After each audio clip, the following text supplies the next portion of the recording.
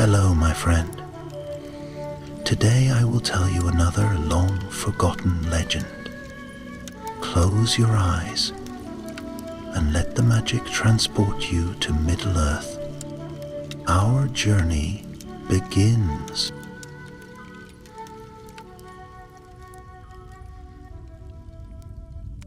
In the far north of Middle-earth, where the hills are sharp as broken teeth and the wind howls like wolves in mourning, there lies a land few dare tread.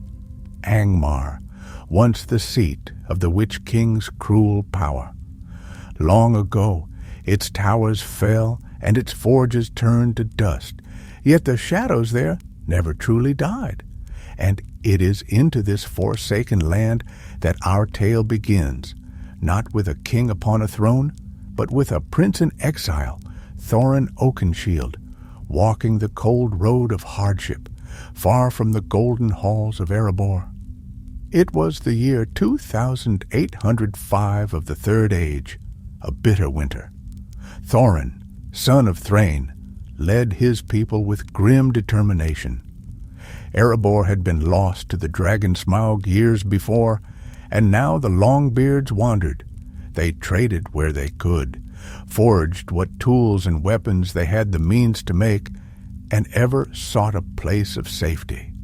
In those days, Thorin bore a warrior's scars, not a king's crown.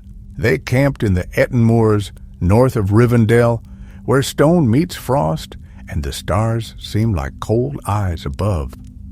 Word had reached Thorin of a dwarven caravan, 3 wagons of goods and kin, that vanished en route to Fornost. No word had come, no trace of them save rumors.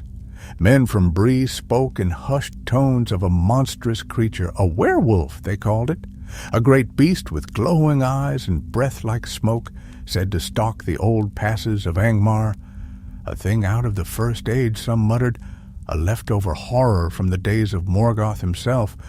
Most dismissed it as tavern tale and winter's madness, but Thorin did not. For among the missing was Dwalin's cousin, a smith named Hurin Stonearm.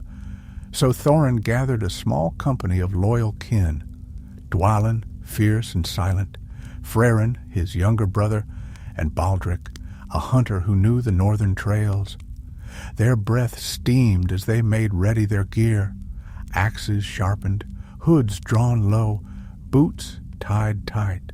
Before dawn, they left the safety of stone and fire and ventured into the biting wilds, following the frozen river that led toward Carn Dûm, the cursed stronghold now half buried beneath snow and time. The first days passed in grim silence. Ice clung to their beards and cloaks. Wolves howled from the hills. Once they came upon a tree cracked clean in two, not by axe, but by claw. The tracks that led from it were enormous, like a bear, yet longer, sharper. Dwalin spat into the snow. Whatever made that, he muttered, does not belong in this world. They pressed on. On the 5th day they reached the ruins of a watchtower, crushed stone, weathered by years of wind and sleet. There Thorin found a broken wheel buried beneath a drift. The iron was dwarf-make, etched with the rune of Durin.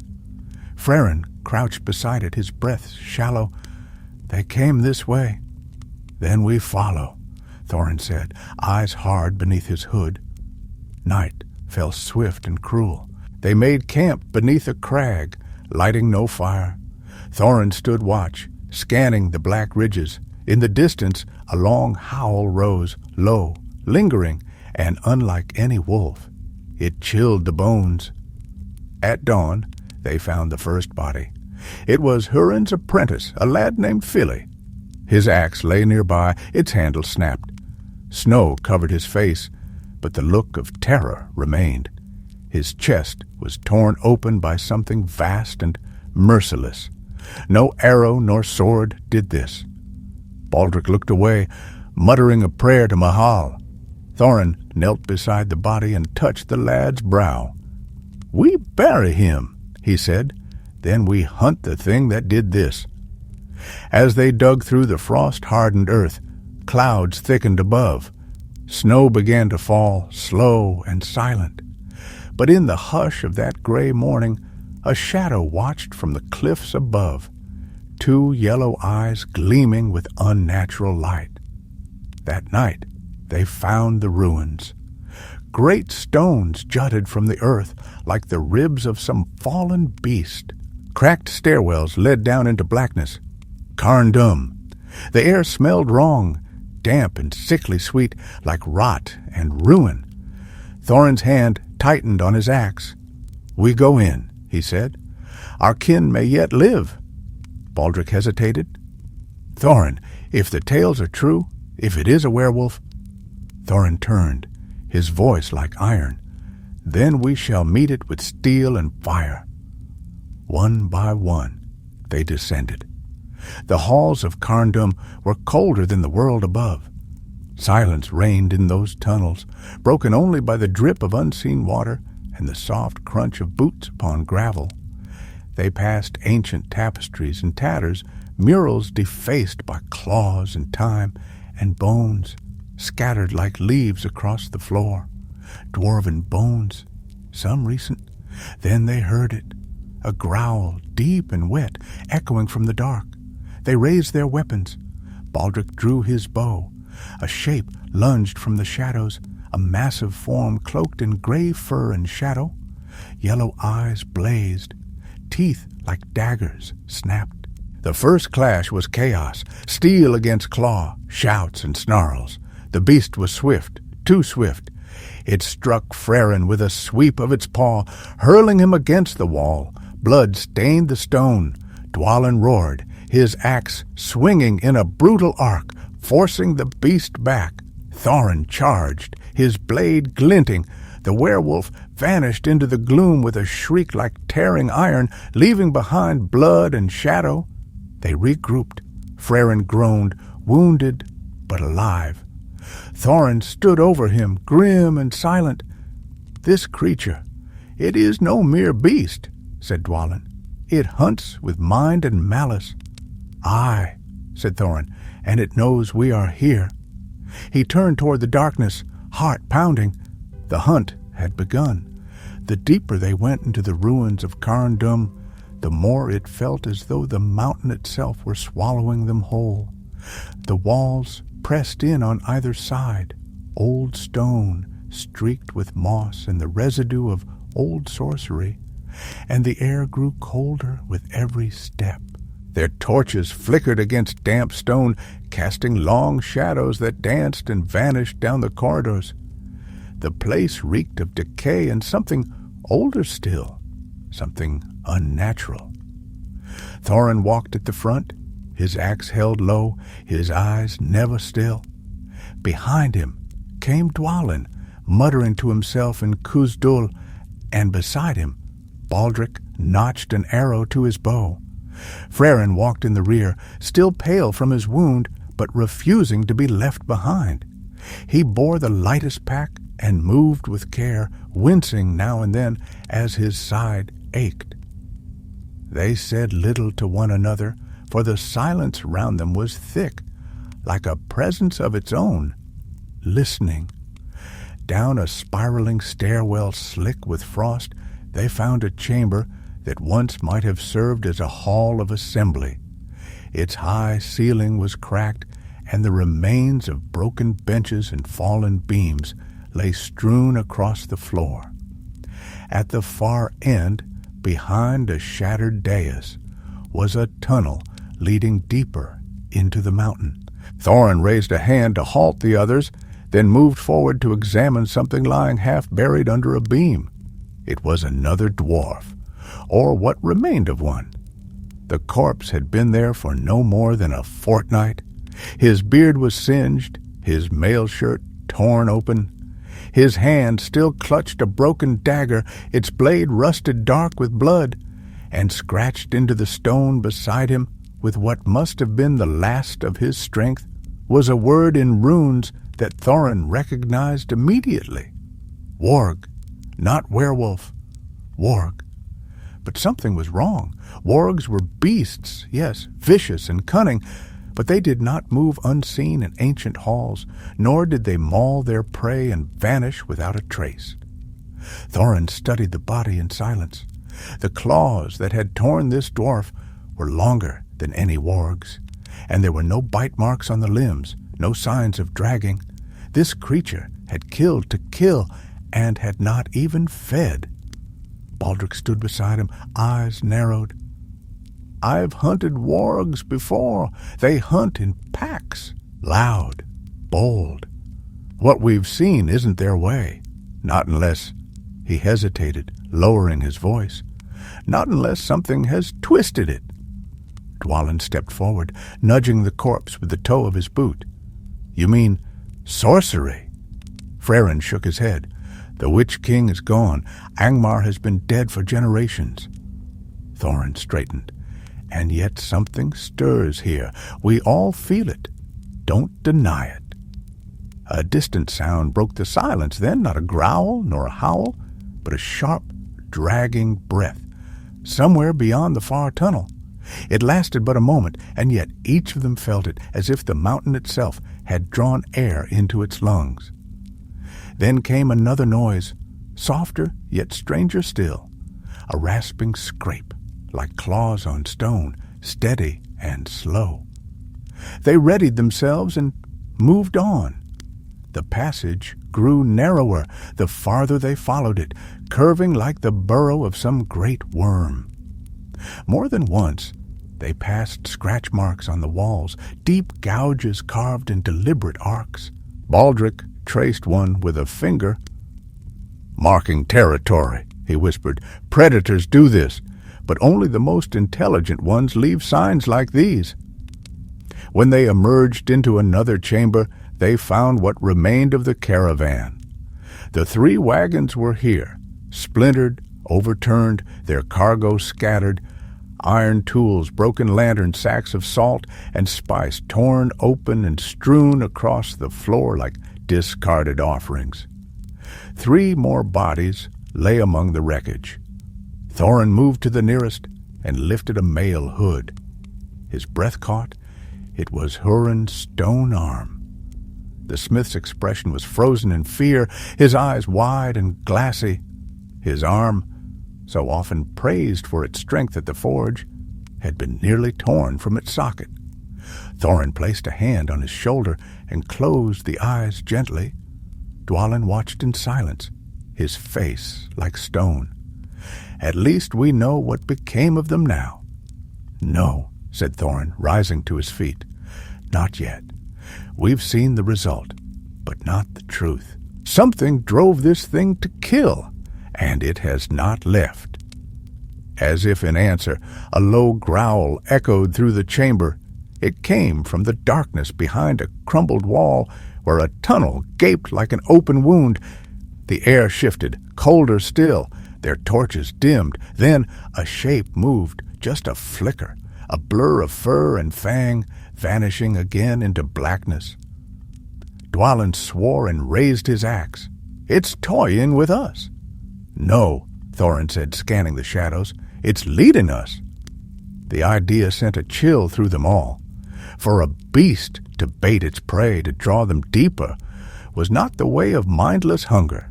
This creature was clever. Too clever. They followed the sound. There was nothing else to do. And as they walked, the stone around them began to change. Crude carvings lined the walls, sigils and runes long faded, but still legible to Thorin's practiced eye. These were not of dwarvish origin. No, they were older and steeped in malice, signs of Angmar's old power. Frerin murmured, "Do you feel it? The air, it's heavy." Thorin nodded. "We are being watched." They came at last to a great iron door, half rusted but still standing. Its hinges groaned as they pushed it open. Within lay a vast circular chamber, its ceiling lost in shadow, its floor cracked and blackened by ancient fire.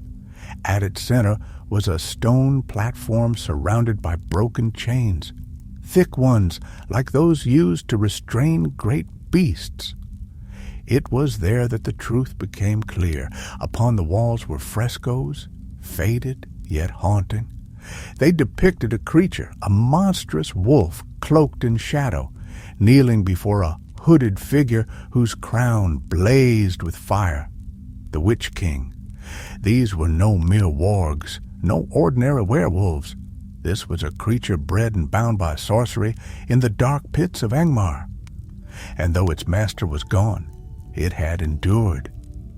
A scraping sound drew their gaze to the far corner, where a shadow shifted and two eyes glimmered once more, yellow and filled with hate. The beast stepped into the light, and now they saw it in full. It was massive, nearly as tall as a man on its hind legs. Its fur was matted with old blood, its limbs twisted with unnatural strength, but its most terrifying feature was its face. Wolfish, yes, but with a hint of something more. Intelligence gleamed behind its eyes, and in its bearing was not madness but purpose. The creature growled, and the chains on the platform rattled, though no force touched them. Thorin raised his axe, his voice calm and cold. "You have slain my kin. You will not leave this place." The werewolf snarled, and with a sudden leap it sprang toward them. Steel clashed with claw once more, but this time the beast did not flee. This time it fought to kill. The werewolf's weight slammed into Thorin like a falling boulder, knocking him off his feet and driving him hard against the cold stone floor. His axe flew from his hand and skittered across the chamber. The beast's foul breath poured over him as it snapped its jaws, trying to tear into his throat. Thorin raised both arms and pushed back, struggling against the monster's strength. Its eyes, unnaturally bright, almost glowing, locked with his, and for the briefest moment Thorin felt the presence of something more than an animal behind them, something ancient and cruel. Dwalin let out a roar and charged, swinging his axe in a wide arc. The blade struck the werewolf's flank with a sickening thud, drawing a deep gash across its hide. The creature shrieked in pain and twisted away, leaping back with surprising speed. Its movements were fast, far too fast for a beast of its size, and before any of them could close in, it darted into the shadows again, vanishing into the gloom at the edge of the chamber. Frerin helped Thorin to his feet, and the prince retrieved his axe, his expression unreadable. Blood streamed from a shallow cut on his forehead, but he paid it no mind. He turned to Baldric, who had already loosed an arrow into the dark, though it had struck nothing. The hunter's eyes scanned the ceiling, the walls, every shadow and crack. "It's watching us," Baldric whispered. "It's not done.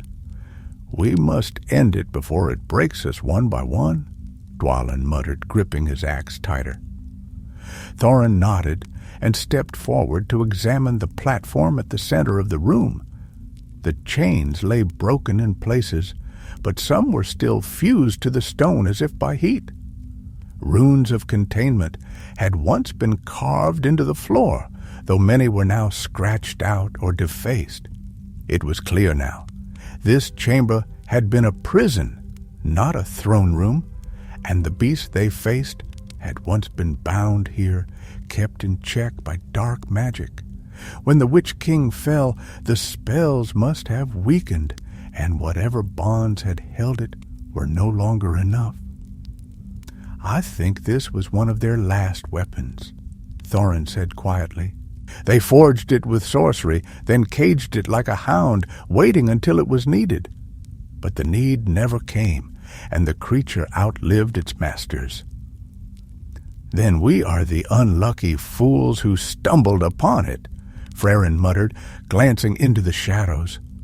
"No," Thorin said, his voice low. "We're the ones who'll see it ended." A sudden scuffling noise echoed from the far corridor, and without waiting, Baldric ran after it, torch in one hand and bow in the other. Thorin called out to him, but the hunter had already vanished into the tunnel. They had no choice but to follow. The tunnel twisted downward, narrower than before, and the air grew thick and hot, as if the very mountain were exhaling. Baldric's torchlight flickered ahead, and when they finally caught up with him, he was crouched by the edge of a vast chasm, staring down into the dark.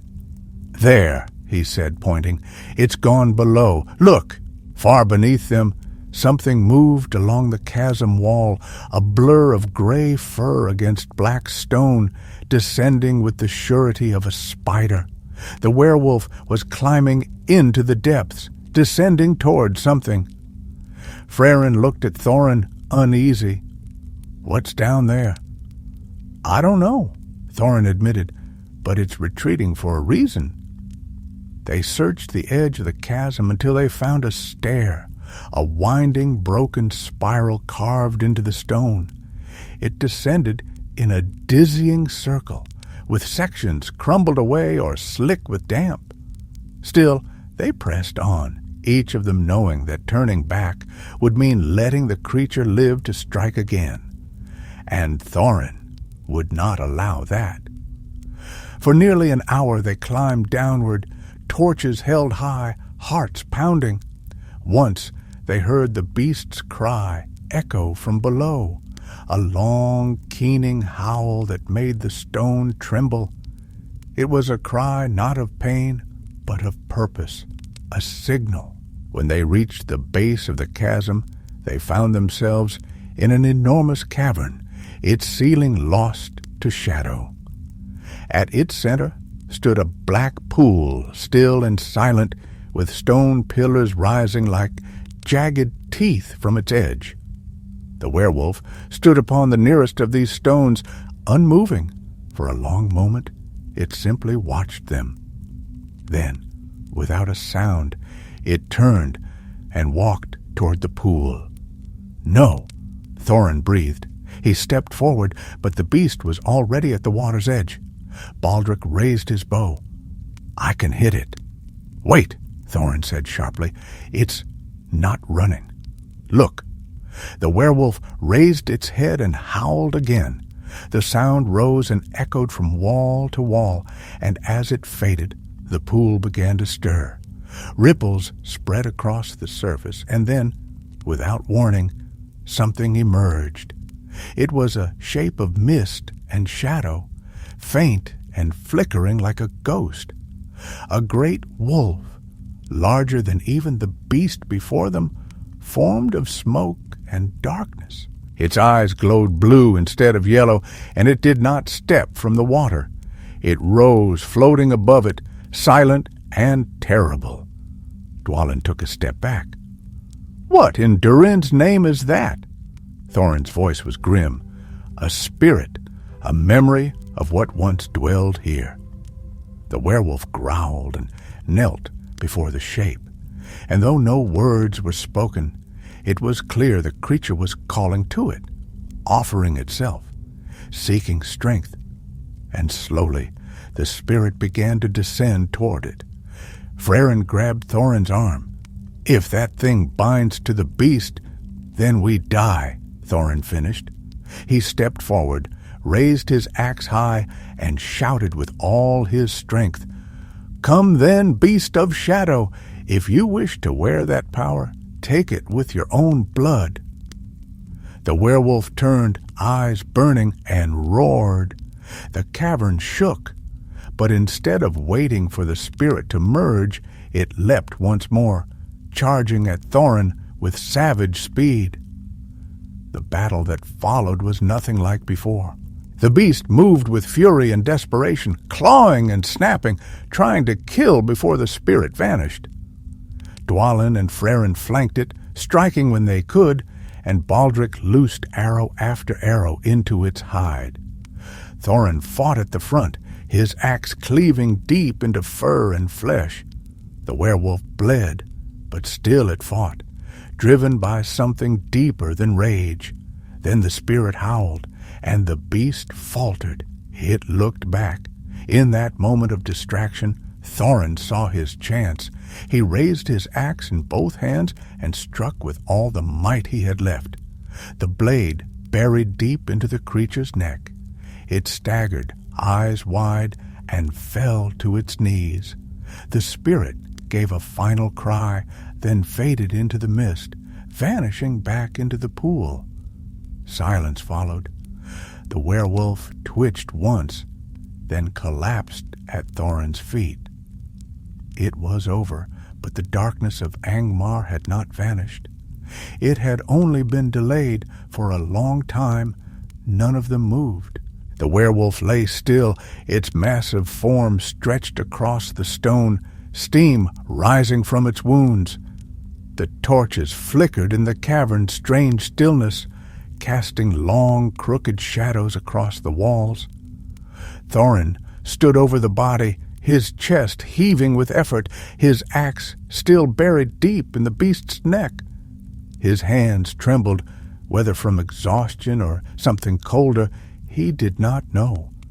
Frerin limped over and lowered himself onto a rock, clutching his ribs. "Well," he muttered through clenched teeth, "I'd say that's enough horror for one lifetime." Dwalin said nothing, only crouched beside the body to inspect it. The creature was no illusion. Blood, thick and dark, pooled beneath it. Its eyes were half-lidded now, the glow gone. Yet there was something unsettling about the corpse, even in death. The runes scarred into its hide had begun to fade, vanishing like smoke, as though it had been marked not by hand, but by sorcery, and that sorcery was now unwinding. Baldric approached last, peering warily into the black pool where the ghost wolf had disappeared. The surface had gone still once more, flat as glass and dark as pitch. "Do you think it's truly dead?" he asked, his voice hushed. Thorin wrenched his axe free from the creature's flesh with a sharp twist. "Yes," he said, "this one is, but what it served, that may be another matter."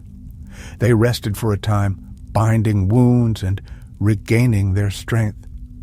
The journey back would be long and difficult, and though the immediate threat had passed, none of them felt safe. Frerin had cracked 2 ribs during the earlier fight and winced with every movement. Dwalin had a gash along his left forearm, though he treated it with gruff indifference. Baldric seemed untouched, though his eyes were always searching, never at ease. Only Thorin moved without complaint, though his brow was furrowed and he said little. When they were ready to leave, they set fire to the werewolf's body. Dwalin poured lamp oil over it, and Thorin lit the torch himself. Flames consumed the creature slowly, and as they burned, the beast gave one final twitch, a reflex of some lingering shadow. Black smoke curled toward the cavern ceiling and was swallowed by the dark. They turned from the pyre and began the long climb back. The stair from the chasm was even more treacherous on the ascent. The stones were slick, and several steps had crumbled away entirely, forcing them to climb by hand in places. Frerin, despite his injury, bore the hardship without complaint, though more than once Thorin reached back to pull him up.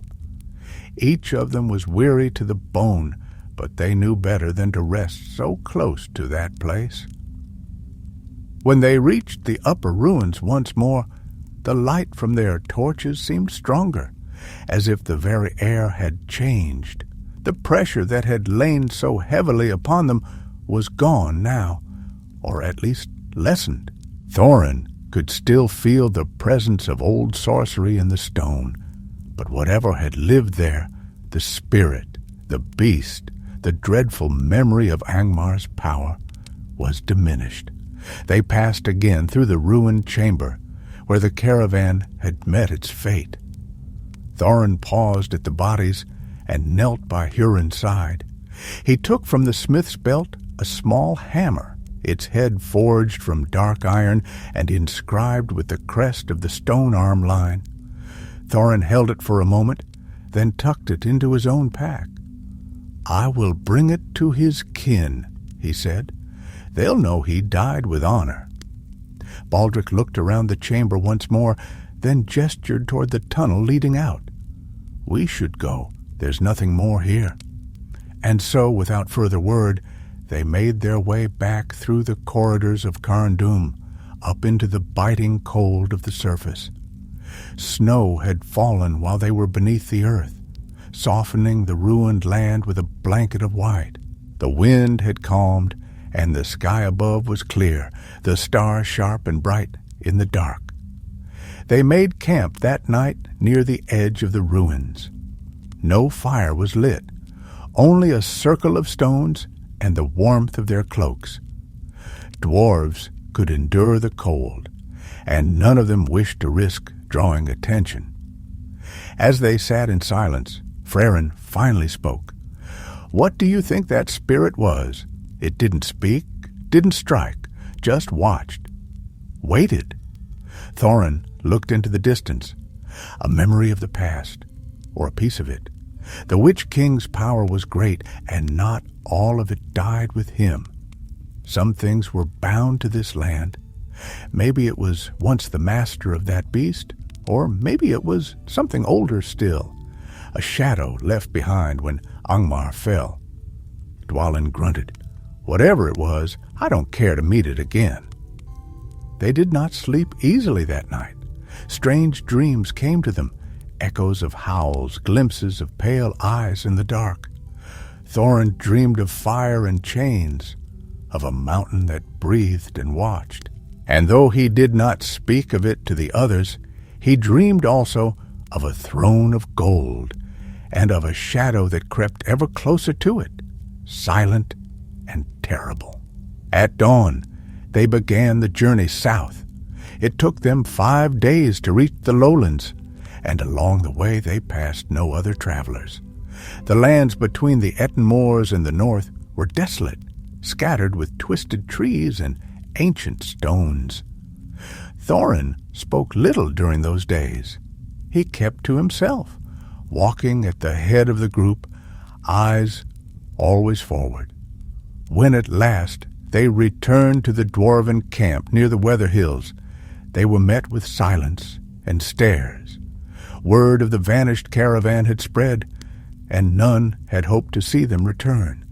But Thorin strode into the heart of the camp with his head high and placed Hurin's hammer upon the stone table where the elders met. "He died in battle," Thorin said, "defending our kin. The beast that slew him is dead." No one questioned him. No one needed to. That night, the dwarves gathered in quiet mourning, singing the songs of the fallen. Fires burned low, and the cold wind passed over the hills with a softer voice. Thorin sat beside Dwalin and Frerin, and though he did not join in the songs, his eyes burned with memory. Baldric stood apart, leaning on his bow, watching the stars. Later, as the fire dimmed and the others drifted to sleep, Frerin spoke once more. "Do you think there are others like it? Beasts still lurking from the old wars?" Thorin's eyes met his brother's, and for a moment he did not answer. "I don't know," he said at last, "but the shadows of the past are long, and I fear we have not seen the last of them. The days that followed were quiet ones, though the quiet was not comforting." Thorin remained in the camp among his kin, but it was plain to those who watched him that he had not returned unchanged. He spoke when needed, and no more, taking long walks along the edge of the hills, often alone. Though his steps were steady and his back straight, there was a weight in his gaze now that hadn't been there before. The hunt in Angmar had left its mark, not only in the wounds they carried home, but in the things they had seen and the questions that had no clear answers. Frerin, still stiff with healing ribs, spent his time sharpening weapons and retelling the tale of the werewolf's fall. It became a story quickly, as such things always do among the dwarves, retold beside cook fires and in whispers beneath blankets. Baldric, ever the silent one, vanished from the camp not long after their return, claiming he needed to see to business in Bree, though he left no specifics. Dwalin stayed close to Thorin's side, saying little but watching much, his loyalty unspoken yet ever present. It was during one of those long twilight walks that Thorin found himself standing on a low ridge overlooking the old road north. Snow still lingered in the shaded hollows, and the wind had returned, brushing across the land with a mournful sound. In the west, the sun sank behind the hills, and the sky turned a dusky gold. Thorin stood with his hands clasped behind his back, frowning at the horizon as if something waited beyond it that he could not yet see. He had not noticed the sound of approaching footsteps until Dwalin spoke from behind him. "You keep coming back here," he said. "Are you hoping to see it again?" Thorin didn't turn. I hope I never do, but I can't forget it either. Dwalin stepped up beside him. "There's no shame in that. None of us will forget it, I'd wager. It wasn't a normal beast, and we all knew it. That place was full of old evil, too much of it still clinging to the stones." "I keep wondering if it's truly over," Thorin said, his voice low. "We fought and won, yes, but that spirit, that pool, those runes carved into the creature's flesh, it was all part of something larger. We stumbled into it, Dwalin. What if we only saw the edge of it?" Dwalin was quiet for a moment before answering. "Then I suppose we'll see the rest in time." They stood there in silence for a while longer, watching as the last of the sun's light bled from the sky. When they finally returned to the camp, a rider had arrived from the south, a courier from a settlement of dwarves working in the hills near the weathered heath.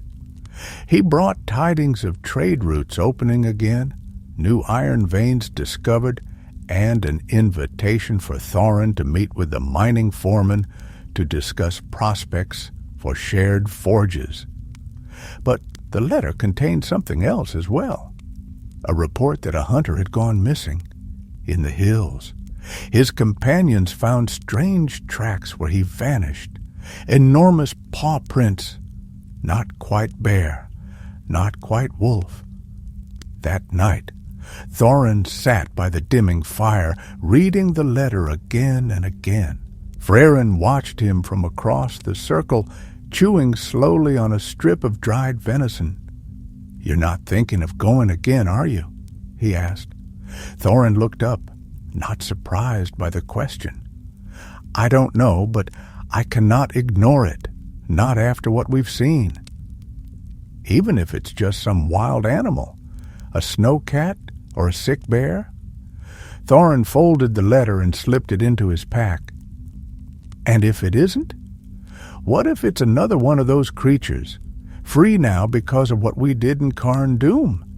If that spirit stirred once, who's to say it won't stir again? What if there are others like it, waiting to wake?"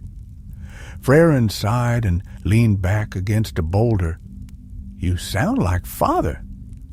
The comment stung more than Thorin expected, though Frerin hadn't meant it as insult.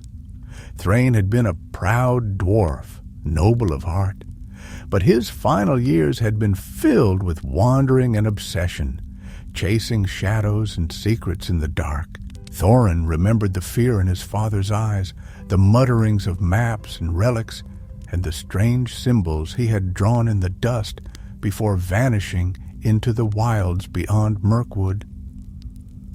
"I am not our father," Thorin said quietly, but I understand him more than I once did." Dwalin, who had been oiling the blade of his axe nearby, gave a grunt. "If there's more of that darkness out there, best we find it and burn it out before it finds someone else." "Maybe so," Thorin said, standing. "I'm not sure what waits out there, but I won't sit idle while it creeps into the world again." In the days that followed, they made preparations once more, quietly this time, with no fanfare or tales around the fire. Frerin mended his armor, Dwalin prepared provisions, and Thorin studied what maps they had, comparing notes and markings. He spoke with other dwarves, asking questions about ruins to the east and whisperings of beasts in the wild.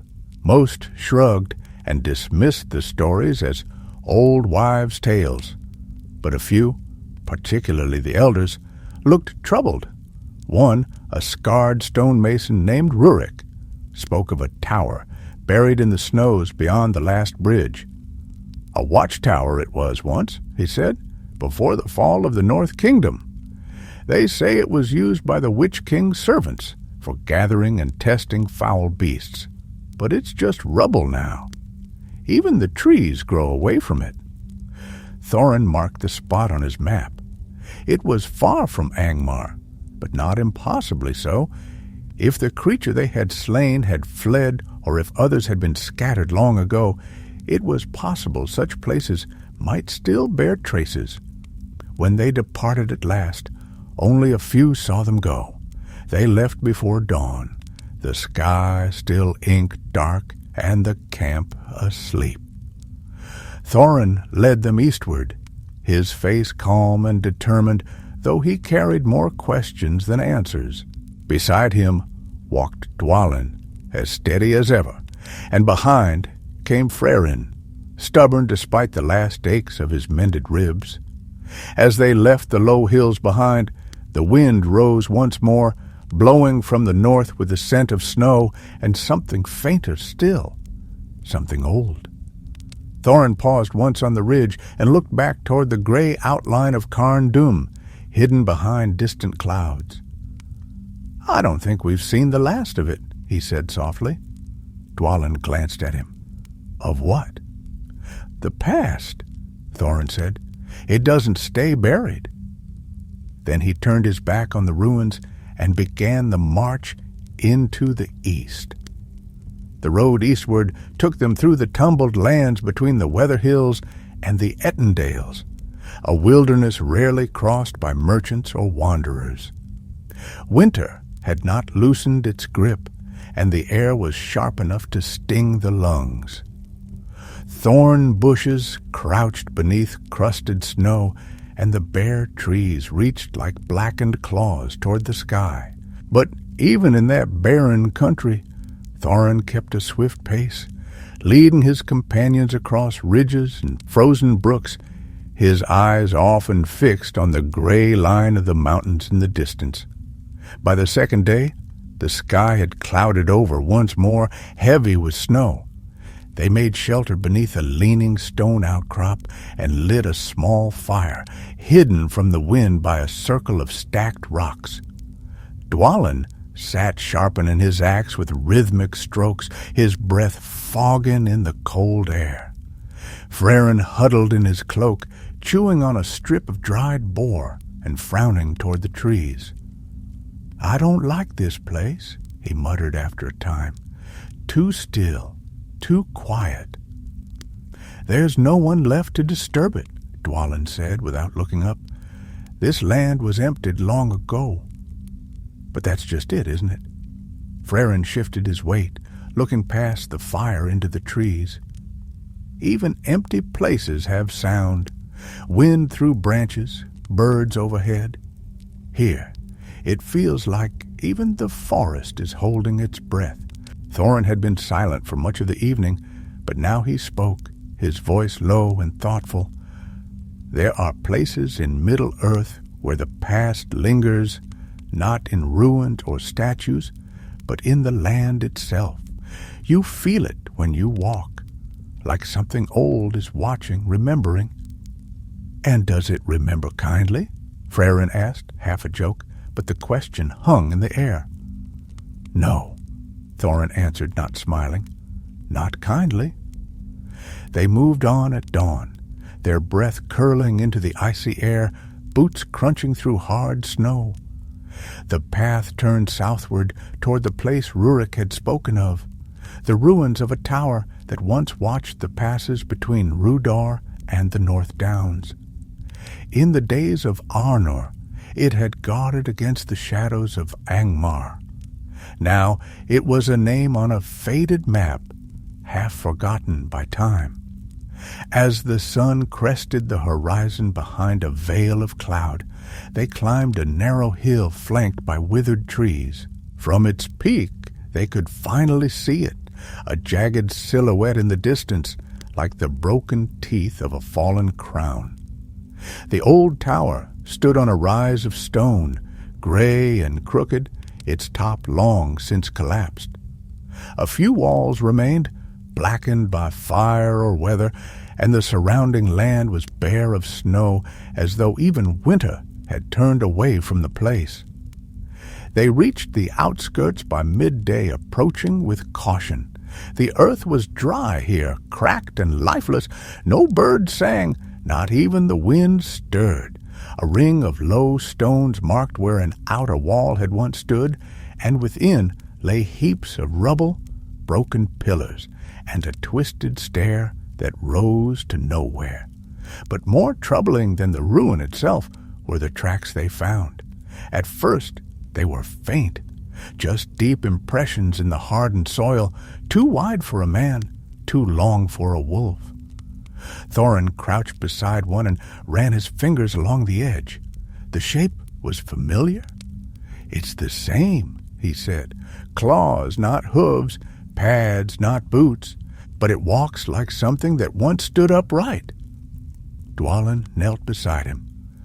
"Another one, then? Or something worse," Thorin muttered. "Something that has been walking longer." They explored the tower slowly, blades drawn, stepping over fallen stones and watching every shadow. The place had been abandoned for centuries, but signs of recent disturbance were clear. Stones had been moved aside, dust displaced. A cracked door hung loose on one hinge, as though something large had forced its way through. In the cellar beneath the ruins, they found a passage, half choked with rubble, leading into the hill. Frerin eyed the dark entrance and grimaced. "We're really going in there, aren't we?" Thorin didn't hesitate. "If it's hiding below, then that's where we must go." The passage was narrow and low-ceilinged, forcing them to move in single file. Dwalin took the lead with a torch, while Thorin followed close behind. The walls were carved stone, damp and crumbling, but here and there strange markings still remained, symbols not dwarvish, nor of men. They looked like claw marks at first glance, but closer inspection revealed a more deliberate pattern, etched deep into the rock. "What is that?" Frerin asked, peering at one with a frown. Thorin ran his gloved hand across the carving. "It's a binding rune, but it's broken, scratched out." "Binding what?" Dwalin asked. "Something that shouldn't have been here at all." The tunnel opened into a chamber beneath the hill. A vaulted hall, larger than they had expected, supported by 4 thick columns. The ceiling dripped with moisture, and the air was thick with the smell of damp stone and old rot. But it was what lay at the center that froze them in place. A skeleton, enormous, not of a man, nor of any beast they had seen. Its limbs were long and twisted, its ribcage shattered as if something had burst from within. Around it were chains, iron links as thick as a man's wrist, now snapped and rusted. Symbols surrounded the remains, drawn in ash across the floor, a ritual circle, long broken. And beside the skeleton, resting in the corner like a discarded garment, lay a second figure, smaller, Still, a man, or what had once been one, dressed in tattered robes, slumped against the wall. His face had long withered to a husk, and his hands were blackened as though burned from within. Thorin moved toward it, cautious, and bent to study the corpse. Around the figure's neck hung a charm strung on a chain of black iron. At its center was a stone, dull, gray, and cracked, but faintly glowing with a pulsing light. "Don't touch that," Frerin warned, drawing back. But Thorin didn't listen. He reached out, slowly, carefully, and plucked the charm from the corpse's neck. Nothing happened at first. The stone merely sat in his palm, cold and lifeless. But then the ground beneath their feet trembled, and the air thickened as though the mountain had exhaled. From the far corner of the chamber came a soft sound, stone scraping against stone. They turned as one, weapons raised, just in time to see something stir in the darkness. Eyes opened, 2, then 4, then 6. Yellow and round, like coals caught in a sudden breeze, the shadows moved, and then it leapt.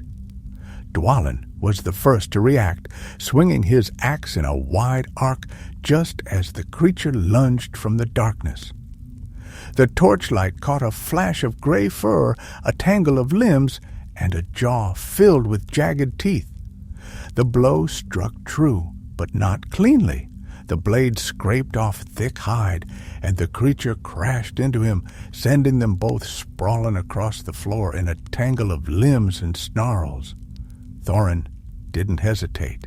He surged forward, axe raised, and brought it down with a roar.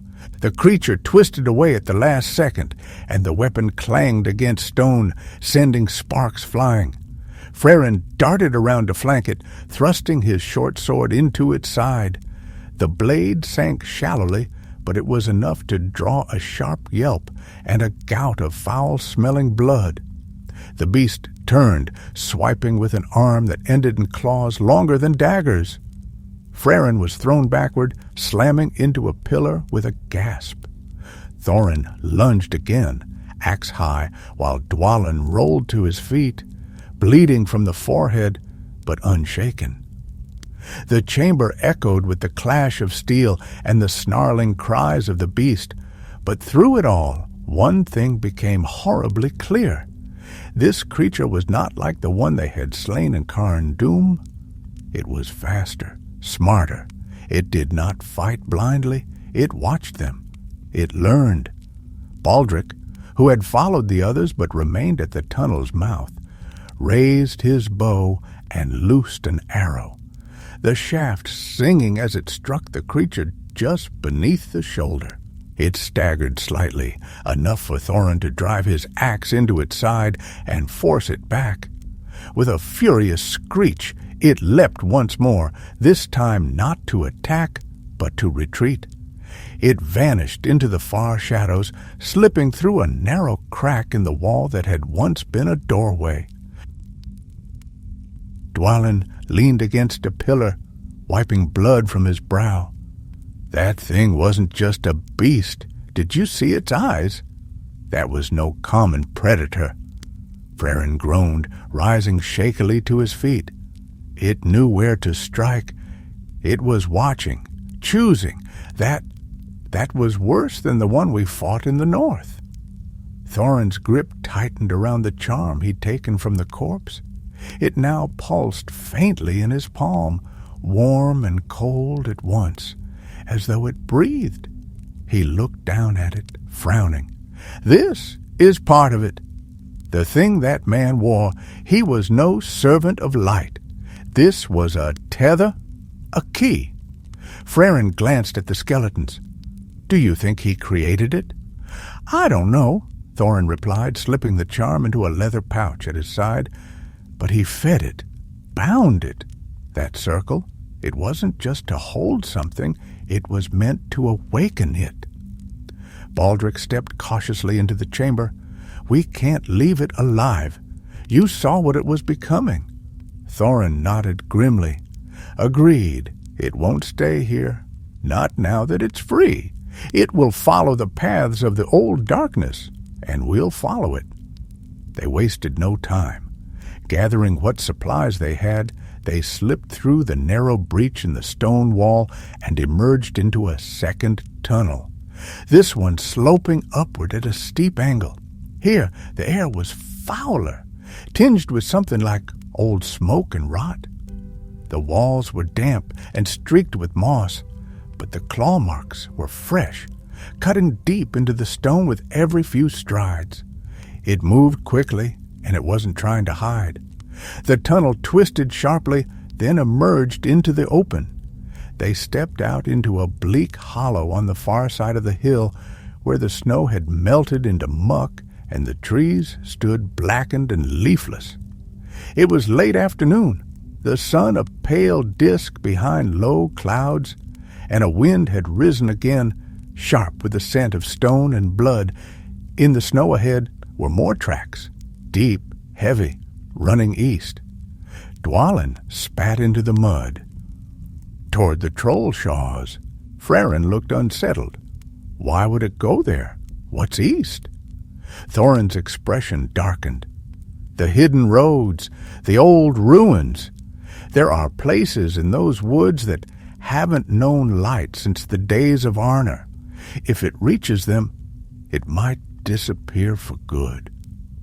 Then we don't give it the chance, Baldric said, checking his quiver. We end this now. They marched without rest, following the tracks as they led into the woods. The land rose and fell in shallow hills, and the trees grew thick and crooked, their bark blackened by some ancient fire. As they pressed deeper, the light faded quickly, swallowed by the boughs overhead. The shadows beneath the trees twisted oddly, and once Frerin claimed to see a second set of tracks beside the beasts, smaller, as if something or someone had been walking beside it. Thorin crouched to study them. Man-sized, but wrong. Look at the toes, barefoot, clawed. Dwalin muttered a curse in Khuzdul. A servant? Or a remnant? Thorin replied. There's more than one darkness awake. Night came as they reached the edge of a glade, and there they found signs of a recent kill. A deer lay torn open near the roots of an ancient elm, its blood steaming in the cold. But it hadn't been eaten, just destroyed. It's marking its path, Baldric said softly, letting us know it's ahead. They camped that night beneath a rocky overhang. No fire, no stories, just the sound of breathing and the occasional snap of a twig far in the woods. Thorin didn't sleep. He sat upright, eyes fixed on the trees beyond, his hand resting on the pouch that held the charm. It pulsed faintly against his side, and in its throb he could almost hear a heartbeat. Not his own, but something older. When morning came, the ground was frozen, and frost clung to their cloaks. They broke camp swiftly and followed the trail deeper into the troll shaws. The forest grew denser, the roots rising like ribs from the earth, and the air was thick with mist. Then, just past noon, they reached a place where the trees opened into a ruined glen. At its center stood the remnants of a stone archway, once grand, now leaning and broken. Scattered around it were bones, not animal, but human, old, long weathered by time, and stained black. And there, beyond the arch, stood the creature. It didn't move, just stood, half shrouded in mist, its eyes locked on Thorin's. But this time it was not alone. Beside it stood a figure, a man cloaked in dark robes, his face hidden beneath a hood. He raised one hand, and the charm at Thorin's side flared with sudden light. "I wondered when you'd find me," the figure said, his voice dry as old paper. "You carry what was mine." Thorin stepped forward, his axe in hand. "What are you?" The figure lowered his hood. His face was pale and stretched thin, marked with veins like dark ink. His eyes were wrong, solid black like polished stone. I am what your people tried to bury, a priest of the first shadow, a maker of beasts. And now, thanks to you, I have returned. The creature snarled, and the forest seemed to darken. Kill them, the priest whispered, and the beast obeyed. The werewolf sprang forward with terrifying speed, its claws tearing up great divots of frozen earth as it bounded across the glen. Thorin barely had time to brace before the creature was upon them. He met it head-on, his axe raised in both hands, and the clash echoed through the twisted trees like thunder. Steel struck flesh and hide, but the blow barely slowed the beast. It slashed at him with one massive paw, catching the edge of his cloak and ripping the fabric free. Dwalin charged in from the side, his own axe arcing toward the creature's flank. The blade hit home with a deep crunch, and the beast let out a sharp cry of pain, spinning to snap its jaws at him. Dwalin ducked back just in time, but the creature's tail swept his legs out from under him and sent him crashing into a gnarled root. Frerin darted in next, sword drawn, striking for the joint behind the creature's knee. His blade pierced the hide, but not deeply, and before he could withdraw, the werewolf twisted and slammed him aside with a snarl. Baldric loosed arrow after arrow from behind the stones at the edge of the glen, each one striking true, but the beast no longer seemed to feel them. The priest had done something, awakened a power Thorin did not understand. The creature's muscles rippled with unnatural strength, and its eyes burned brighter now, twin coals of fury and hate. Thorin circled wide, trying to draw the beast's attention away from the others. The charm at his side pulsed harder now, each beat like a drum against his ribs. The priest watched from beyond the archway, his face unreadable. He didn't move, didn't speak, just stared as if waiting for something more than blood. With a shout, Thorin feinted left, then darted to the right, swinging his axe upward with a cry. The edge of the blade caught the werewolf's jaw, tearing through fur and skin, and the creature reeled back, shrieking. But its retreat was brief. It came at him again with renewed fury, swiping and biting faster than before.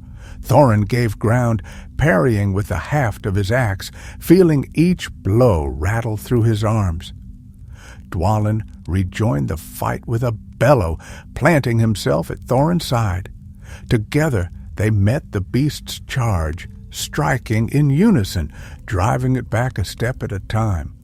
Frerin, limping from his earlier blow, found his footing and moved to flank the creature again, while Baldric circled behind, searching for an opening. Then the priest raised his hand. The charm on Thorin's belt flared suddenly, burning through the leather of its pouch. Thorin gasped, staggering as pain seared across his chest. He tore the pouch free and flung it into the snow, but the damage was done. The beast turned toward the charm with a growl that was almost a word. It lunged for it, but Frerin threw himself between the werewolf and the smoldering object, driving his blade down with all his strength. The blade sank deep into the creature's chest, too deep to be mere luck. The beast screamed, twisted violently, and hurled Frerin through the air. He hit the ground hard, unmoving. "No!" Thorin shouted, fury exploding within him. He rushed the beast, swinging wildly, driving it back from his brother's body. Dwalin followed, snarling like a wild thing, cutting deep into the creature's haunch. The werewolf fought back with desperate savagery, but its strength was faltering. The charm had called to it, but the sword had wounded it deeply. Baldric sprinted past them, snatched up the charm from the snow, and hurled it toward the broken archway. It skidded across the ground and came to rest at the priest's feet. The dark figure looked down at it, unmoved. "You don't understand," he said quietly, his voice barely carrying over the wind. "It's not bound to me. It's bound to the land. Kill it, and another will rise. This world is already sick with memory. The roots of the first shadow go deeper than your axes will ever reach." Thorin ignored him. He had no time for riddles. He could see the beast weakening now, its breath ragged, its limbs trembling. He drove forward, feinting high, then cutting low. Dwalin followed his lead, and together they carved a path through the monster's defenses. Baldric, now bowless, drew a long hunting knife and joined from the flank, driving the blade into the back of the beast's thigh. It howled in pain and fell to one knee. With a roar, Thorin leapt, his axe held in both hands. He brought it down upon the creature's neck, and this time the blow struck true. Bone cracked. The beast gave one final shuddering breath and collapsed into the snow. Silence followed, broken only by the labored breathing of the company and the soft crackle of the dying charm, which now lay dark and inert. Thorin stumbled to Freren's side and dropped to his knees. His brother was breathing, though barely. A deep gash crossed his side, and blood soaked his cloak, but he was alive. Dwalin crouched beside him, tearing cloth from his own sleeve to bind the wound. Baldric kept his eyes on the priest, who stood still as stone. The man did not move, did not speak. Then, without warning, he turned and stepped back through the archway. His form seemed to shimmer in the mist, and as he passed beneath the broken stone, he vanished as though he had never been there. Thorin rose, still breathing hard, and walked to where the charm lay in the snow. It was cracked now, its light extinguished. He picked it up, turning it over in his hand. This was never just a talisman, he said. It was a key, a beacon. Dwalin stood, frowning. A beacon for what? For something deeper, Thorin answered, his voice tight. This was only a servant, a shadow of what once was. Baldric shook his head. How many more? I don't know, Thorin said, slipping the broken charm into his belt. But this won't be the last. They made camp that night on higher ground, away from the glen. Freren stirred once, then slept. Dwalin took first watch. Baldric sat cleaning his blade. Thorin sat alone, staring at the dying fire, the flickering flames reflected in his dark eyes. He had set out to hunt a beast, to avenge a loss and protect his kin, but he had found something else entirely, something deeper, older. The priest's words echoed in his mind. The roots of the first shadow go deeper than your axes will ever reach. It was not just Angmar's legacy they had found. It was something more ancient than the Witch King. Something that waited in forgotten places, feeding on silence and time. Thorin Oakenshield did not yet know what path he would walk to face it, but he knew one thing with absolute certainty. He would walk it, no matter how long, no matter how dark. Morning came gray and cold. The sun, a pale smear behind a veil of mist, offered little warmth, and the trees around the camp stood silent and watchful. Thorin rose early, before the others stirred, and stepped away from the small fire they'd kindled at dawn. Snow had begun to fall again, light as ash, dusting the ground in a fine white powder. He stood at the edge of the clearing, the broken charm in his hand, turning it slowly between his fingers.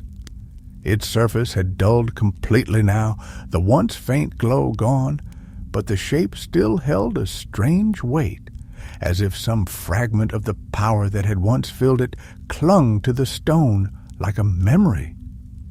He hadn't told the others what he'd sensed during the fight, the whispering presence that had stirred in the back of his mind when the creature drew close, or the sharp pull he'd felt the moment the priest had spoken. It was not a spell, not exactly, but something more instinctive, more ancient, as though the object had called to something inside him, something not his own. Thorin had always known the world was filled with old secrets and darker corners, but never before had he truly understood how close they might lie to the waking world. Behind him, Dwalin approached, boots crunching through snow. He didn't speak right away, simply came to stand beside Thorin, arms folded over his chest. His hood was pulled low, and a long scratch ran across the bridge of his nose, half scabbed already. He watched the charm in Thorin's hand with suspicion. "Still carrying that thing?" Thorin didn't look up. "It might be useful, or dangerous. Either way, I won't leave it behind." "It tried to burn through your skin." "I know," Dwalin grunted, rubbing the back of his neck. "You're not thinking about using it?" "No," Thorin said. Then, after a pause, he added, "Not unless there's no other way." Dwalin glanced at him but said nothing. They stood there for a while longer, watching the forest as the light slowly spread. When they returned to the camp, Frerin was awake and sitting against a tree, pale but alert. His side was wrapped in a thick bandage, and his sword lay across his knees. "I dreamt of that man," he said as they approached. "The priest. He had no shadow." Thorin exchanged a look with Dwalin, but said nothing. Frerin continued, voice quiet. He stood at the edge of a cliff, and the land behind him was on fire, but the flames didn't touch him. They burned around him, through him, like he was made of smoke. "It was only a dream," Thorin said, though his voice lacked conviction. They broke camp shortly after. Frerin insisted on walking, though he leaned heavily on a walking staff. The others made no objection. They knew better than to challenge his stubbornness. Their course now led them southward, through the deeper trollshaws, where few had ever walked. The trees grew thicker here, and the undergrowth tangled like a net, but they followed a narrow stream that cut through the land like a scar. It wound between craggy hills and mossy hollows, always heading toward the distant peaks of the weathered heath. By the second evening, they came upon another sign, an ancient stone marker half buried in ivy. It bore no words, only a single rune, long faded but still recognizable to dwarven eyes. Thorin knelt to brush away the moss. "Angainor," he murmured. Frerin frowned. "What does it mean?" Dwalin answered, his voice quiet. "It was the name of a binding spell, old from the first age, meant to hold things that should never be loosed." Baldric, who had been walking the perimeter, came to stand beside them. "There's more," he said, pointing just beyond the marker. "Another arch, broken but still standing." They followed him to a rise in the ground where the trees parted to reveal a wide, circular depression. At its center stood a crumbled stone gate flanked by toppled pillars. Beyond it, the earth dropped away into a wide hollow where shattered statues and worn carvings hinted at some forgotten temple or vault. The air here was colder, heavy with the scent of stone and wet earth. Thorin felt the charm at his side stir faintly, though no light came from it. They moved cautiously down into the hollow, weapons drawn. The stone floor was cracked and uneven, and here and there fragments of old carvings poked from beneath the earth. At the far end, half buried in the earth, they found a doorway, blocked by rubble, but not fully sealed. "Another tomb?" Frerin asked. Or a prison, Thorin replied. They cleared the entrance slowly, working in silence. By dusk, they had made enough space to slip through. Inside, the air was stale and dry, thick with dust. Their torches revealed a narrow corridor lined with alcoves, each holding the remains of long-dead figures, warriors perhaps, or guardians. Their armor was rusted and their weapons rotted, but the way they had been laid to rest suggested honor, not fear. But further in, the mood shifted. They came to a chamber where the walls were scorched black and the floor was cracked and broken. At its center lay a circle of stone, ringed by tall iron spikes, each one twisted and darkened by flame. Something had once been held here, something powerful and dangerous. Thorin approached the edge of the circle, eyes narrowed. A faint whisper stirred in his mind, just the hint of a voice gone as soon as it came. "Do you feel it again?" Baldric asked. Thorin nodded. "Whatever was here, it's gone now, but not far." They searched the chamber and found a second passage leading deeper. The air grew warmer as they descended, though the warmth felt wrong, like breath against the skin. At last, they reached a second vault, smaller than the first, but filled with strange carvings. The walls depicted a figure in black, surrounded by wolves, not ordinary wolves, but great beasts with glowing eyes and shapes that shifted from one step to the next. At the far end of the vault, upon a black stone pedestal, rested a second charm. This one glowed. It pulsed with the same rhythm as the first, but brighter, stronger. Thorin stepped forward. "Leave it," Dwalin warned. "You saw what the last one did." Thorin didn't stop. "If these were used to bind the creatures, they might also be used to find them, or control them. Or wake them," Frerin said, voice tight. "I won't use it carelessly," Thorin replied, "but I'll not leave it for someone else to find." He took the charm and felt the warmth flood through his fingers. This one was not cracked, not damaged. It thrummed with power, and as he held it, he could almost hear the sound of breathing, not his own, but something far beneath the earth. They left the vault as darkness fell. Outside, the snow had begun again, fine and sharp, like needles against the skin. Thorin looked east, toward the unseen peaks, and the wind shifted. For a moment he thought he heard howling in the distance. But it wasn't wolves. It was deeper, older, and it was coming closer. The next morning dawned as gray and grim as the one before. Snowflakes drifted lazily down through the high boughs, and the forest was quiet in that unnatural way it had been before the last attack. Thorin woke early, the second charm still clutched in his gloved hand, its faint glow hidden by folds of wool. The others were stirring nearby, their breath steaming in the cold as they packed what little they'd taken from the ruin. No one spoke much. Words seemed heavier now, more dangerous, as if careless talk might wake something just beyond hearing. Dwalin broke the silence first. "We should go south," he said, checking the edge of his axe with a frown. "The land thins beyond the river. If there's something hunting us or something we're hunting, we'll see it better from open ground." Thorin nodded. "We'll cross by the ford at Amon Harad. If memory serves, there's an old watch point on the cliffs above. We can make camp there and decide our next step." Frerin gave a small grunt of approval, though he still moved stiffly, his bandaged side bound tightly beneath his cloak. Baldric said nothing, but he nodded as well. His eyes lingered longer than the others on the forest behind them, as if he expected something to come bursting from the snow at any moment. Thorin understood that feeling. It was in his bones now, like the ache before a storm.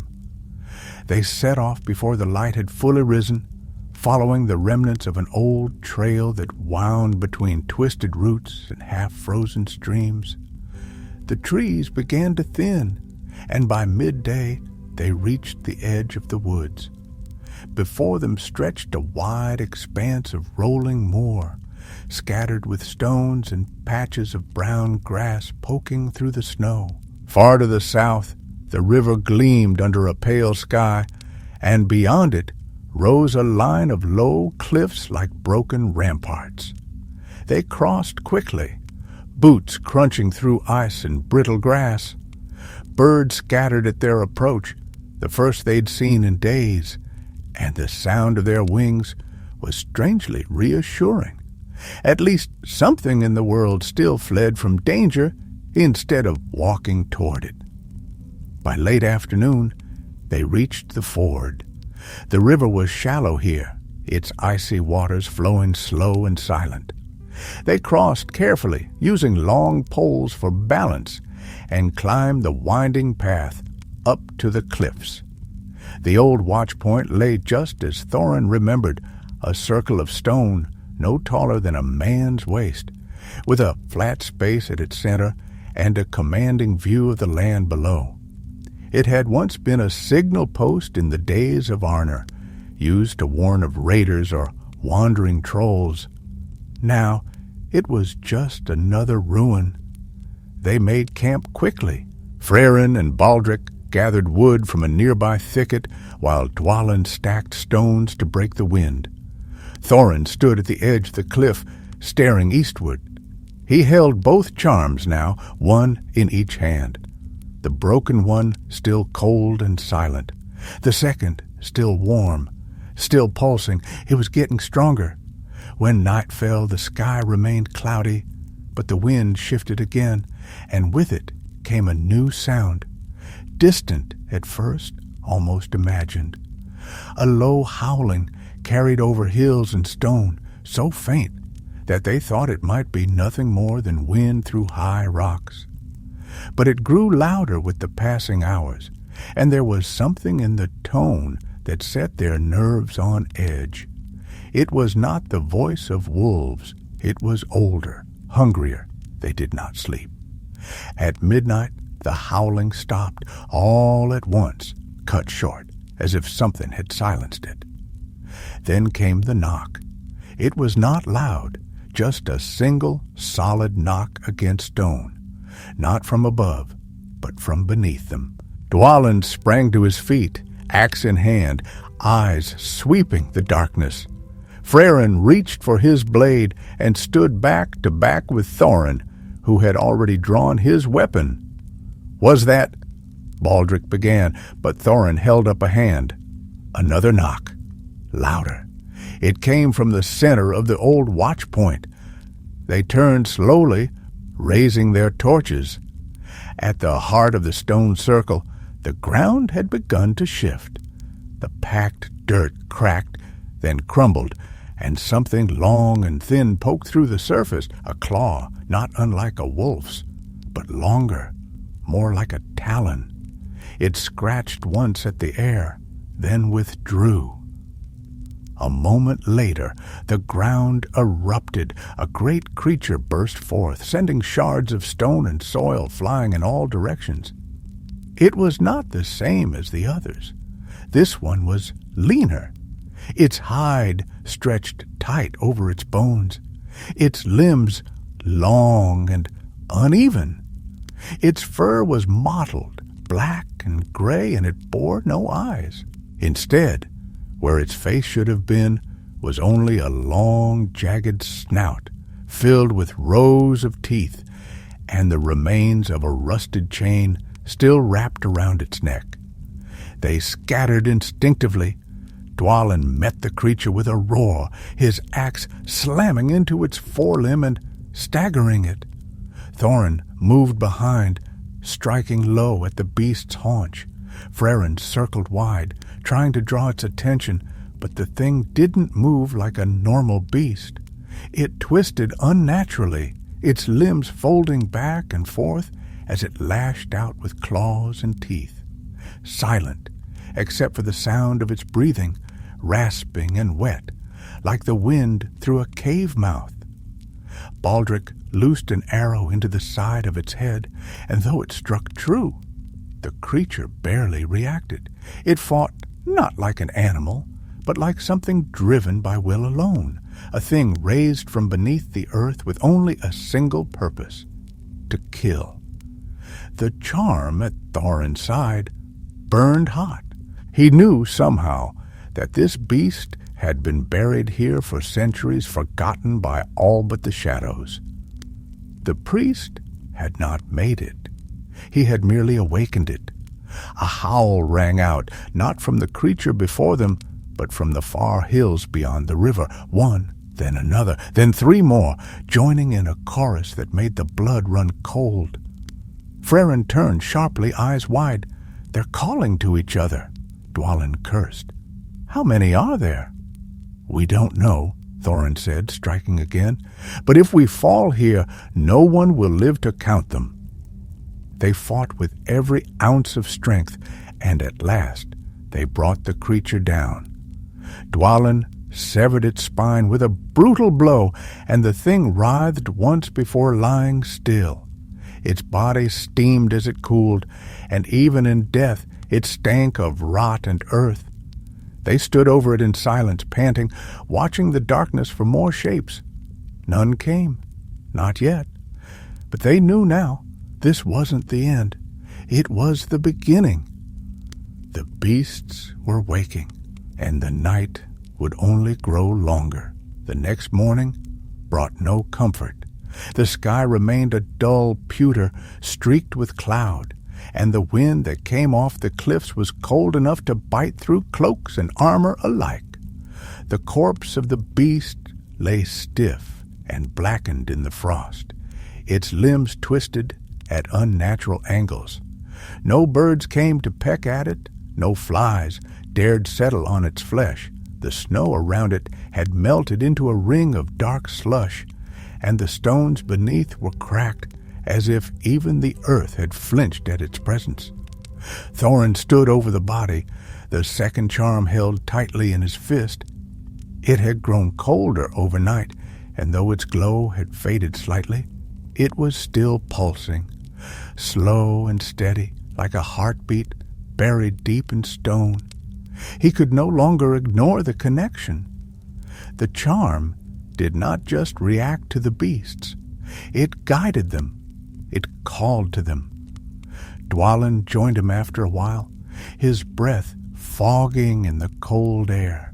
He said nothing at first, only cast a look at the carcass and then at the sky. "They'll be moving now, the others, the ones we heard. If they haven't already crossed the river, they soon will." Thorin nodded slowly. "We have to cut them off before they reach the lowlands.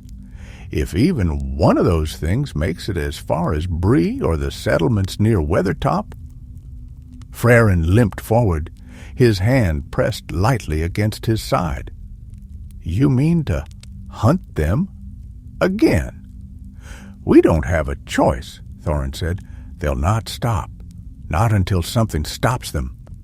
Baldric knelt beside the dead creature and pulled a long shard of metal from the folds of its fur. The end was bent into a loop, like the remains of a collar. This one was bound once, like the other, only deeper, older. There are more out there, Thorin, buried or hidden, maybe sleeping, but not for much longer. The four of them stood in silence, staring down at the thing they had killed. A creature of darkness, yes, but one that had not risen alone. Something had stirred it, perhaps the same force that had spoken through the priest in the glen, perhaps something older still. Whatever it was, it had begun, and they were already in the middle of it.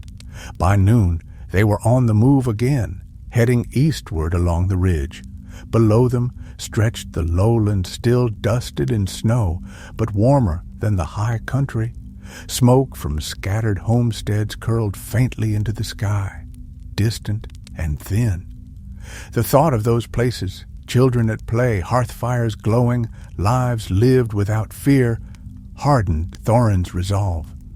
These were not his people, not dwarves of Durin's line, but they were folk of the north all the same, and he would not let monsters spill into their lands while he still drew breath. They marched for hours, following a trail of claw prints and churned soil that led through old forest and broken hills. Once they found a deer lying in a thicket, its body untouched, but its eyes wide in death. Another time they heard a sound ahead, heavy footfalls, labored breathing, but when they reached the clearing, there was nothing there but a pile of stones arranged in a pattern none of them could explain. The sun was sinking low when they reached the edge of a ravine. A narrow bridge of stone crossed it, and beyond lay a cluster of standing stones, ancient and lichen-covered, rising from the ground like teeth. The air here was different, still, cold, but not from weather. Baldric stiffened as they approached. "There's something wrong with this place," he said, voice low. "Can you hear it?" Thorin paused, listening. At first there was only the wind. Then, very faintly, he heard it too. A hum, deep and slow, more felt than heard, like the breathing of some vast creature sleeping beneath the stones. "We're near," Dwalin said. "Or they are." They crossed the ravine with care, weapons drawn, boots slipping slightly on the icy stone. As they passed between the standing stones, a strange heaviness settled over them. The wind stopped. The birds stopped. Even the distant rustle of trees seemed to vanish. And then came the howl. It was closer this time, directly ahead. Thorin moved first, stepping past the last of the stone pillars into a hollow beyond. The trees here were taller, their trunks blackened by age, and the ground beneath was soft and mossy, despite the season. In the center of the hollow stood another figure. It was tall, not the priest from before, but something worse. Cloaked in rags that fluttered without wind, its face was hidden beneath a hood stitched with runes. Around it paced 3 beasts, not quite wolves, not quite anything. They were lean and long-limbed, their skin clinging too tightly to their bones, and their eyes glowed red in the gloom. The figure raised one hand, and the beasts stilled. "You have come far," it said. The voice was soft, but it echoed in their heads. "But you are late." Thorin stepped forward. "Who are you?" "I am the one who remembers, the one who was not unmade when Angband fell. I kept the old names, I kept the old blood, and now I give it shape once more." "Why?" Frerin asked. "Why now?" "What do you want?" The figure turned slowly toward him. "We do not want. We restore. The world has forgotten fear. It will remember." With a hiss, the beasts lunged. The fight was like none before. These creatures were not bound by flesh alone. Their forms shifted as they moved, blurring at the edges, as though they were halfway between dream and waking. Thorin swung his axe through one, feeling resistance as though he were cutting through water. Dwalin grappled another, his blade biting deep, but the creature only snarled and twisted, its flesh healing before their eyes. Frerin ducked a swipe from a clawed hand, then drove his sword upward into the beast's belly. Baldric fired a bolt into the mouth of the third, the arrow vanishing down its throat with a sickening squelch. It staggered, choking, but did not fall. Thorin turned his attention to the figure at the center. It did not move, did not fight. But it was watching, feeding. He felt the charm at his side burn hotter with each passing moment. The presence that had haunted his dreams pressed close now, whispering, not in words, but in memory, images of fire, of chains, of howling that never ended. He drew the charm and held it high. The beasts screamed. The figure recoiled. Dwalin seized the chance and struck his beast down with a mighty blow, splitting it across the spine. Baldric fired again. Frerin slashed low, cutting through shadow and flesh alike. One by one, the creatures fell, and when the last hit the ground, the figure let out a cry of pure fury. The rags fell away, revealing a face not of flesh, but bone, smooth and empty, crowned with a circlet of thorns. It reached toward Thorin, but as the charm flared one final time, the figure shuddered and vanished in a swirl of ash and wind. Silence returned. The forest breathed again. But Thorin stood unmoving, the charm now black and cracked in his palm. He knew they had won a battle, but not the war. The snow fell thicker now, turning the trees to ghosts and the world to white silence. Thorin stood at the edge of the hollow, where the last of the beasts had fallen, the second charm clenched in his fist. The warmth had gone out of it completely, and now it felt like stone again, cold, lifeless, and still.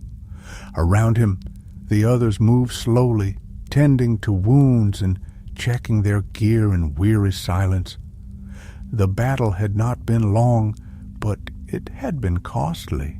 Their limbs ached.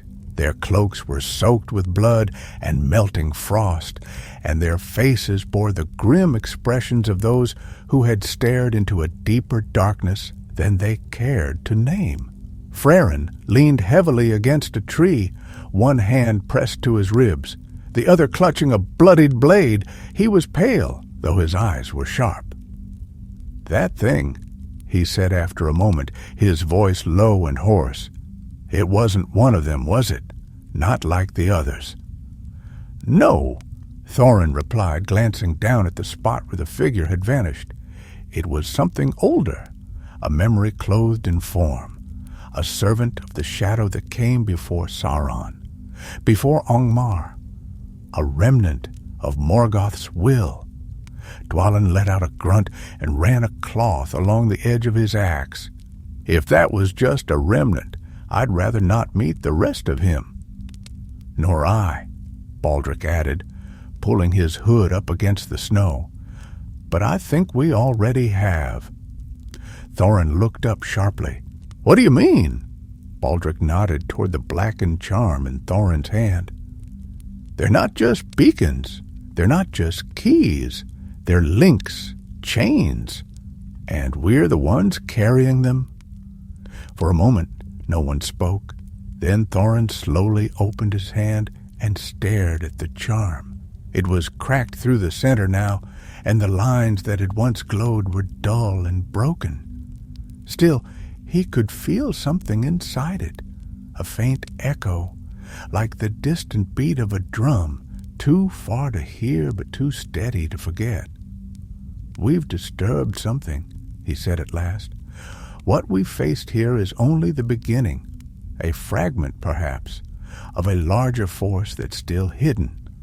But it is awake now, or waking, and if the creatures we fought were once bound by it, they will be drawn to it again." "And to us," Dwalin said grimly. Thorin nodded. "Yes, to us." The wind rose, tugging at their cloaks and scattering the snow in flurries. The forest stretched out in all directions, quiet again, as if nothing had ever happened. But the silence no longer felt peaceful. It felt watchful. They left the hollow that afternoon, taking the southern path that wound through the hills toward the Arnorian road. Thorin led the way, eyes ever forward, one hand resting on the haft of his axe, the other tight around the ruined charm. Behind him came Dwalin and Frerin, both walking slower now but steady. Baldric brought up the rear, his bow slung across his shoulder, his gaze sweeping the trees for movement. They traveled for 2 days without speaking much, passing through country that had once been green but was now dead and brittle beneath the frost. Here and there they found signs of others, old footprints, broken branches, the remains of a campfire, but no living soul. Whatever had stirred the creatures in the north had not yet reached the villages further south. But it would. Thorin felt it with every step. The dark was stretching out its hand, and the world would feel its touch again soon. On the 3rd day, they reached the road to Fornost and turned west toward the Blue Mountains. Dwarves still lived in those hills, scattered in small halls and mining camps, and Thorin knew the time had come to speak, not to his companions, but to the others, to the leaders, the elders, the smiths and warriors who still held fast to the old ways. That night they camped near a ring of standing stones said to date back to the time of the High Kings. Thorin stood long by the fire, silent, while the others slept. In his mind, he replayed the battles, the visions, the words spoken by the priest and the hooded wraith. They all spoke of one thing: return, restoration, the reawakening of a force long buried, and they had played a part in it. He took the 2 charms from his pack and laid them side by side. One was broken and silent. The other glowed faintly, as if waiting. He didn't know what would happen if it was taken further, if it would lead more creatures toward them or awaken new ones in places no dwarf had walked for centuries. But he knew one thing beyond doubt: it could not be destroyed, not yet, and not by any forge he had seen. So he would carry it. He would follow its trail, not as a hunter, but as a warning, a guide, perhaps, if that was what fate demanded of him. Thorin Oakenshield, son of Thrain, had once sworn to reclaim his people's home. Now, before that destiny could even be dreamed of, another road had risen before him, one lined with shadows, with ancient evil and forgotten names. But he would not turn away, not while beasts still walked the dark corners of the world, not while the old powers stirred. He looked down at the charms once more, then wrapped them in cloth and slipped them into his pack. Dawn broke cold and pale. The wind had died down, and the sky above the trees was streaked with the first golden light. Thorin stood and stretched his arms, feeling the ache of travel, the weight of purpose. He turned to wake the others. Freyrin rose with a grunt, Dwalin with his usual scowl, and Baldric wordlessly checked his gear. They didn't need a speech. They knew. As they set off westward toward the Blue Mountains and the uncertain future beyond them, Thorin allowed himself one last glance back toward the east, toward the land they had left behind, and the shadow that had nearly claimed it. The beasts were gone for now, but the memory of them would not fade, nor would the fight, and so he walked on, not just as a prince in exile, but as a guardian, a shadow walker, a dwarf who had stared into the mouth of the dark and returned not untouched, but unbroken. And somewhere, far beneath the earth, something opened its eyes.